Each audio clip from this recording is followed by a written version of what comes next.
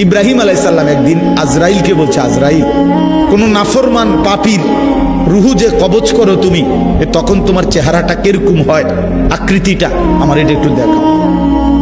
হযরত ইব্রাহিম আলাইহিস সালামকে আজরাইল বলছে, আল্লাহর কসম হে নবী, আপনি সহ্য করতে পারতেন না, আপনি এটা দেখতে চাইেন না। ইব্রাহিম আলাইহিস সালাম বললেন, না, আমার একটু হলেও দেখাও। তো আজরাইল এই বিভৎস আকৃতি, মানে নাফরমানের জান কবজ করার সময় উনার যে চেহারার আকৃতি হয়, এই চেহারাটা ধরে ইব্রাহিম আলাইহিস সালামকে দেখাইলেন। বিশ্বাস করেন, এই কিতাবে আছে, ইমাম কুরতুবীর কিতাব।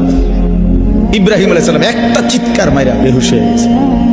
হুঁশ আসার পরে ইব্রাহিম আলাইহিস সালাম বললেন, আল্লাহর কসম, আয় আল্লাহ, মালিক আপনার কসম, কবরের আযাব, জাহান্নামের আযাব কোন নাফরমানের জন্য কিছুই লাগবে না, শুধু আজরাইলের এই ভয়ানক দৃশ্য জান কবজের সময় একবার দেখলেই তার সারা জিন্দেগীর নাফরমানির শাস্তির জন্য এটাই যথেষ্ট।